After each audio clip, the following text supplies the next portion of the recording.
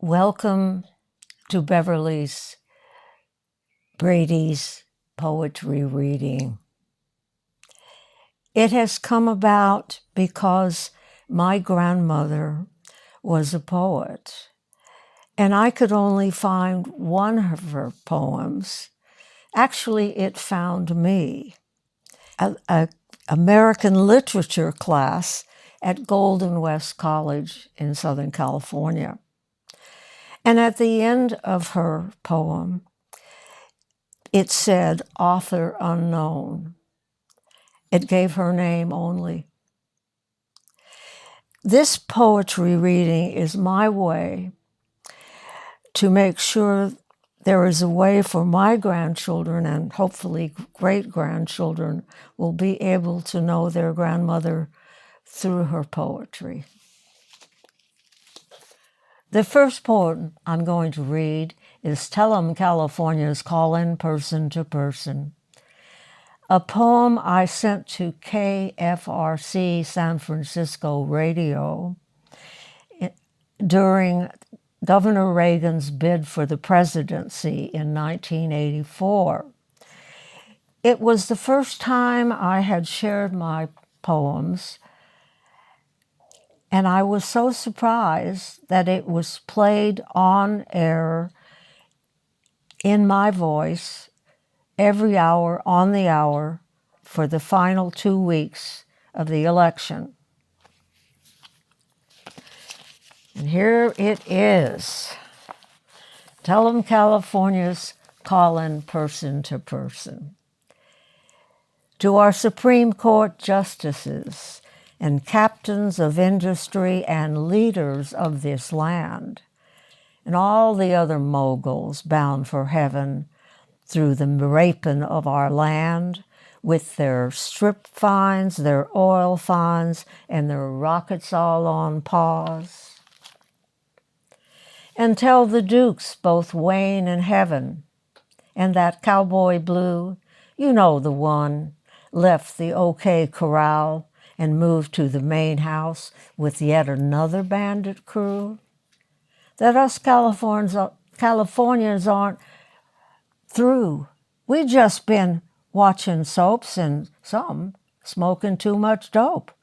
But Batman's back with his cousin Bat Gandhi and they're guarding the zoo. And tell the Duke and the sidekick boy Blue that the California cliffhangers, you know the ones, at the crossroads where high tech and Consciousness Street meets Survival Avenue, that we're waiting, just waiting, for your honors atop your high perches to give us some direction past the pitfalls of our time. And please tell those high priests of consciousness and those legal gurus that they must put away their dreams of power and their worn-out beliefs about whose God's really true to get a new game or we'll get a new crew. Can they shed an old skin? Can they listen? Will they don a new robe, watch a new morn glisten? Can they put on that new gown and take off their cloaks of inhumanity and ask those noble sages who've chosen their roles, who will access a new humankind?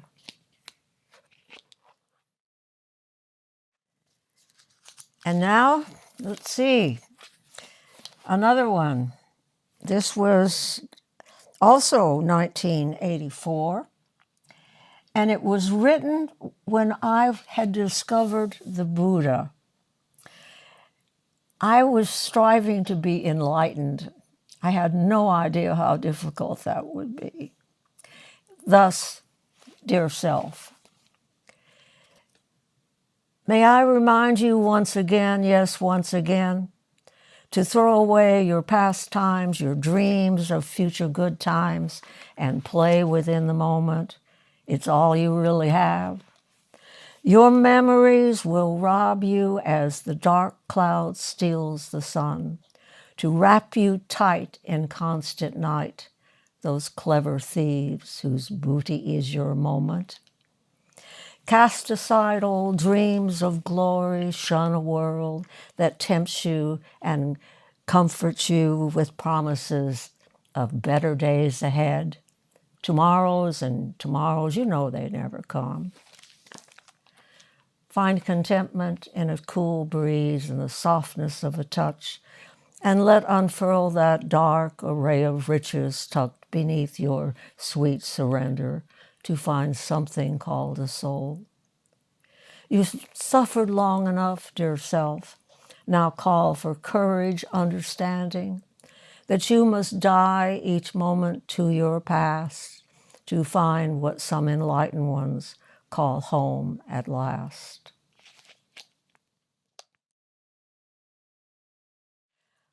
Aha! This is Out of Bed is the name of this poem. And it's an encouragement to all my musician friends struggling to make a living and still do what they love best, their music. Out of bed, all you guitar players playing dead. And all you sweet dreamers and sweet, sweet singers choking on the silence and never being heard. Out of bed, and into the night. You say all the words have been spoken, all the dreams are now broken, all the paths lead to nowhere today. You say there's a million hot players beside you and you're tired of the hype, Out of bed, out of bed. Out of bed, and into the starlight and into the night. Where's the courage, you say, to make that high flight? I say first things are first things, out of bed, and into the night. Aha, here's one. To a sunbeam. This was one of the times in my life that I thought a long-term relationship was going to end. And I wanted not to have any expectation. So here it is, to a sunbeam.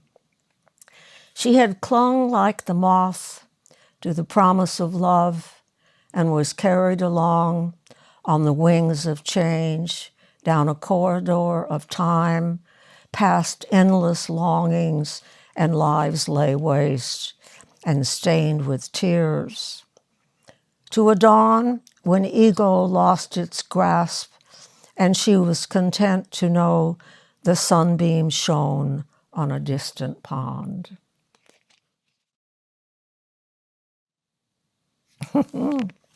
Now we have one. From childhood to present time, I have questioned almost everything.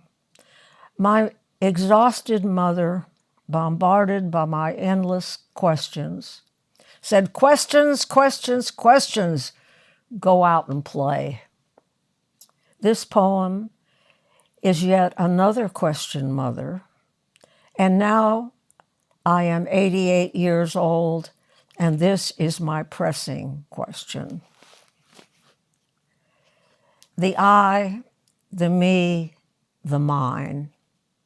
A dance with the fear of death, accompanied by the drone of thoughts of annihilation. Where will this self I have nurtured for so long reside when the body dies? Body made of elements, returning to the source, will they rise again in human form? If so, will there be an I, a me, a mine? The prospect of an ego death spawn a desire to remain, yet the letting go of this I, this me, this mine may save me from taking yet another human form. But does the warm soil or the passing cloud know the beauty of its own existence? Perhaps it is the loss of self. But what is this sense of self, except the armor built to protect the body and the mind of a grand illusion? Can I shed this sense of being and accept its death? Or will I cling to this I, this thee, this mine, or just dissolve into the all?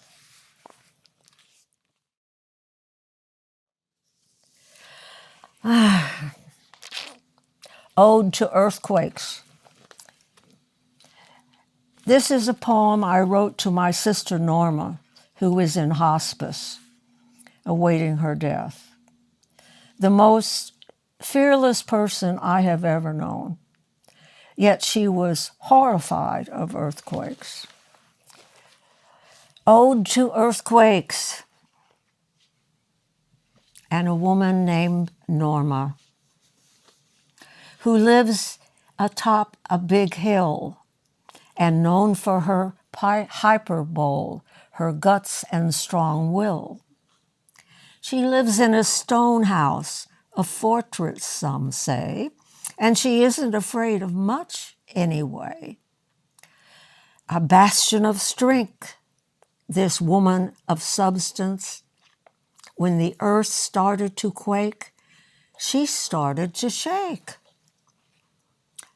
But it doesn't last long, the fear of earth's crumbling.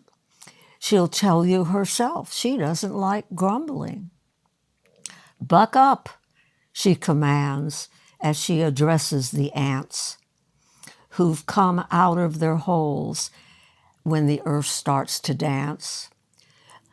Let's quit all this fuss and just realize the earth isn't solid and we all live on an anthill and not a big rock. A mad woman makes up rhymes when she has nothing to do, and humans and ants have more in common than anyone knew. That was 2011. The pretentious Petunia. I was bemoaning the fact that I was not born a beauty. I lamented to a friend, and his response was most welcome. This is a tribute to Rod Caborn, my son-in-law, and a lover of petunias.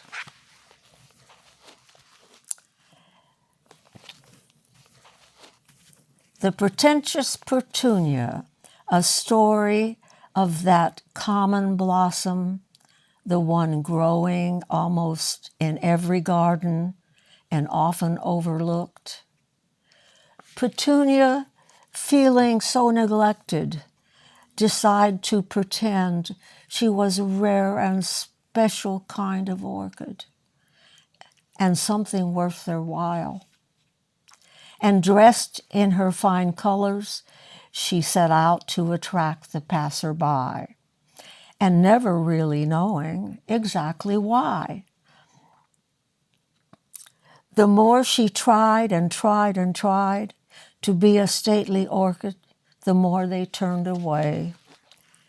A friend and a true lover of petunias happened by her way and told her to have courage, to relax and just be a petunia, and that was good enough for me. Oh, now we have, what year was this? This is another 2011. What happens when we die? Perhaps the most perplexing of all the questions. Our culture steers us away from trying to inquire about death. It's a taboo that keeps us locked away in our subconscious mind, and that is why I bring it to the surface for all to see in this poem. small print. A return to the elements. As I walk through my garden, each step is upon the dust of another creature or thing once alive, as I am now. This much is knowable, and perhaps it is all that is possible to really know, that all will walk this plane of existence and someday return again to the elements. The opportunity to live in human form, a gift of immense generosity from a mysterious benefactor, or is it a curse of pain and suffering beyond belief? A mixed blessing for sure, and alas, without this pain and suffering, could I know joy? I think not. Perhaps contrast is essential for true knowing. Without suffering and pain, could we even recognize joy? No. The gift of knowing that everything rises and then must fall away to be reborn. Birth and death, rebirth and death, rebirth without end. A cosmic adventure? Perhaps. A little bit more sadness. Morning glory in my garden. When one gets to be 88 years of age, you have been reminded of how short life is. You have witnessed many deaths, and you never cease to feel sorrow.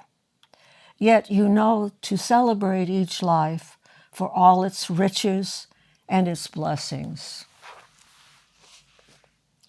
Morning glory in the garden.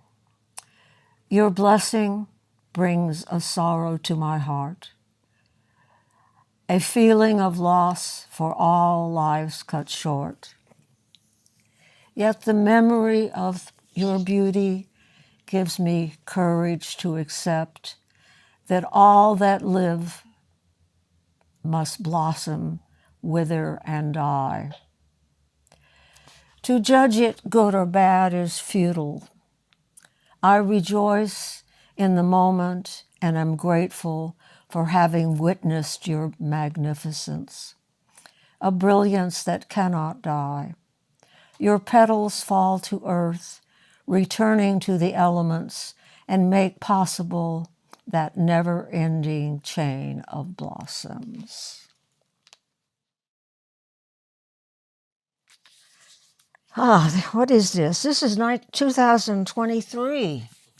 Moving right along. The mind. What is it? How can I know its nature? Yes, Mother, it is yet another elusive question, but this time it is very practical. The mind. That tool required to live upon this earth, it conjures up a world of never-ending drama, enslaves us in the past, and promises a future we know can never last. So take note that this master of illusion offers us a role to play, and just as easily takes it all away. To know its nature is a blessing. To disregard it is our hell. It leads us down endless hallways of thoughts, searching for a sense of self. One question leads to another, and another, in a ceaseless quest to find a solution to our discontents. The mind's elusive nature escapes those who react in an ignorance that keeps us tethered to a dead and dying past. The mind is ours to use, or will we allow it to use us, is the question.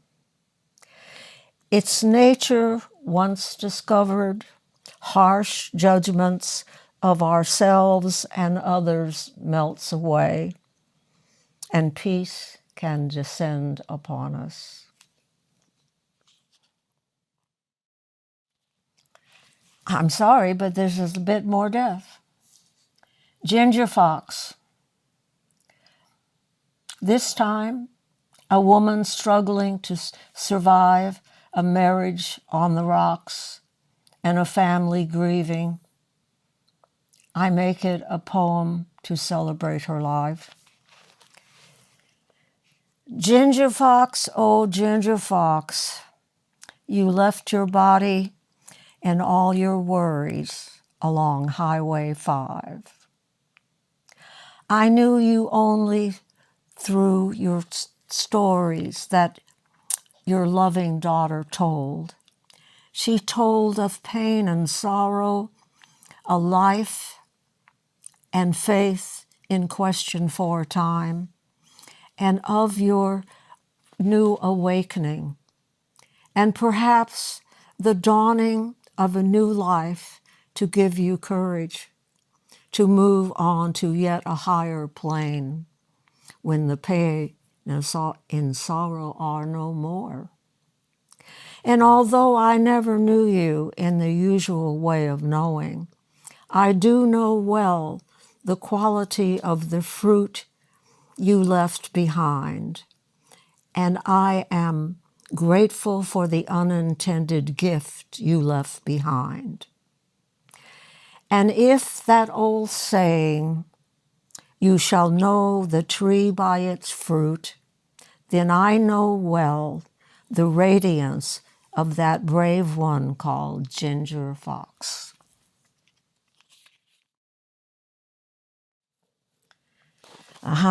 This is to my granddaughter graduating from high school. And I named it The Shallow Pond. The shallow pond, a rite of passage. Today, dear granddaughter Mackenzie, you have moved from the protected shallow pond by the banks of the great river of life and into the swift current on a journey that leads to a vast ocean. There is no map, and you must live it as you go. There are swirling eddies and strong currents in this river, and rapids that look impossible at times.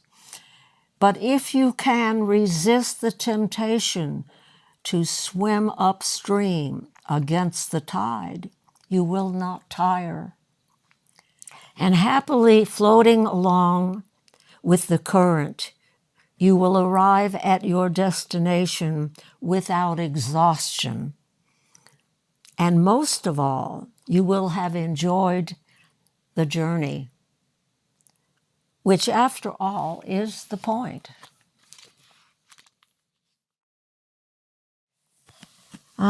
This one is The Tattered Moth.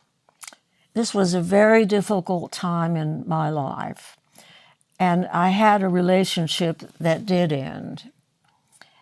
It is a bit macabre, this poem, but breakups are both trying and opportunities for growth to a new life. The Tattered Moth. I am that tattered moth thrown to the floor by the force of my desperate struggle to escape the flames of my own feelings. I watch as I writhe with wings singed by the raging inferno of thoughts that hide me from myself. I have lost all ability to fly, my body fallen against the coldness of an unforgiving self. I ask deliverance from this ceaseless mind and beg to endure surely what must be a self-imposed agony, a mind that attracts me to the burning light of guilt, regret, and sadness. But if I find the courage, I shall go to the center of this pain. And deep and dark as that may be, and perhaps I shall find what some call God, but I suspect it will only be me who is waiting there for only me to see. This is also to my sister Norma, a tribute. She is in hospice at this time, and it's called Mud Pies in the Hot Texas Sun. Mud pies in the hot Texas sun. Those two little girls baking their mud pies in the hot Texas sun could never have imagined the journey ahead. Along a path so poorly marked and with no map to be found, and against all odds, they birthed strong children, fought fearlessly to protect their nests, and did so single-handedly. They did not abide by the rules set down for women of that era, and suffered sorely the penalties for their defiance, commiserate with the madness of that time, and wore the name bitch with honor mixed with pain, but knew it had to be. They dared to show their masculine and feminine identities as needed, and without bitterness, they defied the protocol of a man's world. And knowing that we all get a gifting from both genes of our mother and our fathers, we carried both to use as we saw fit. So they used this gift of wisdom to survive. Now these two old beings, no longer bound by society's narrow rules and ignorance, set about readying themselves for the ultimate journey, a journey some call death, and they simply call the unknown, yet to be explored. And laughter can be heard as they prepared for their departure, knowing that it was all just a dream about two little girls baking their mud pies in the hot Texas sun.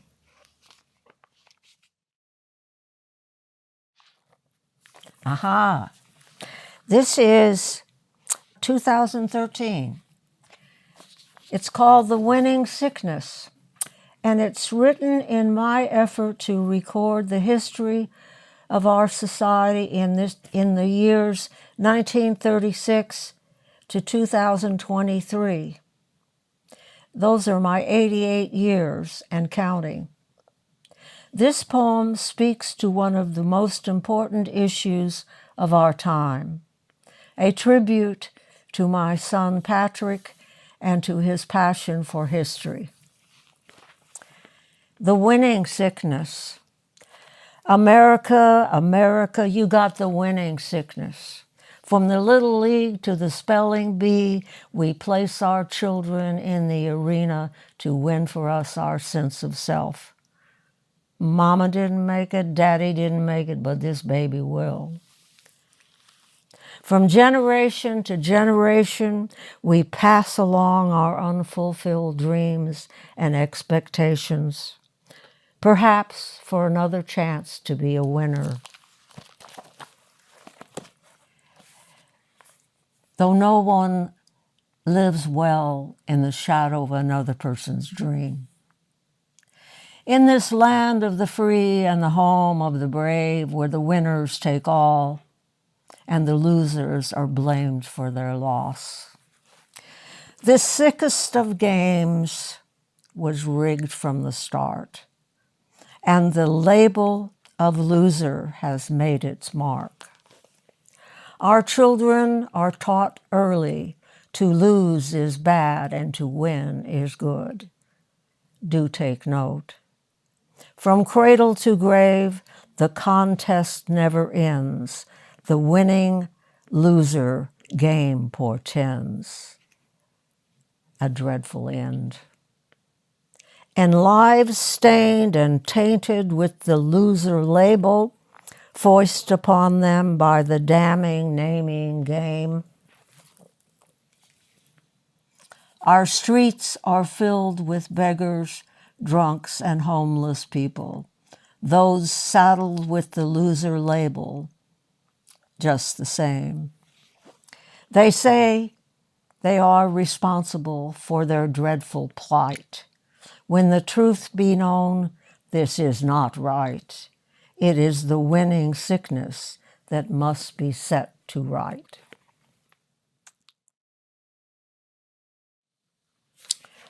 Feelings, we all have them. Yet we most often hide and bury them in our subconscious minds, where they fester and steal our happiness and health. I urge myself and others to express them whenever possible. And this poem is a tribute to my daughter Kelly, who dances her feelings so beautifully. Feelings, lest we be dealt a life of suffocation, must feel our feelings without hesitation. Our unexpected feelings lead to our depression, a trauma stored in body and in mind, a sickness of our modern humankind.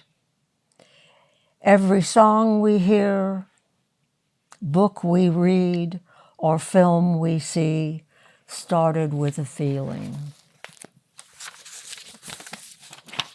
The world is full of talent, born of someone's courage to feel their feelings. So sing your feelings, dance your feelings, write your feelings down in poetry and prose, and think of them as treasures to behold and a way to keep you sane. Yes, I want to thank you for listening to my poems. Poetry has been for me a way of coping with my feelings. And it is my hope that you will find writing poetry and listening to poetry will help you share your life with others. Thank you so much.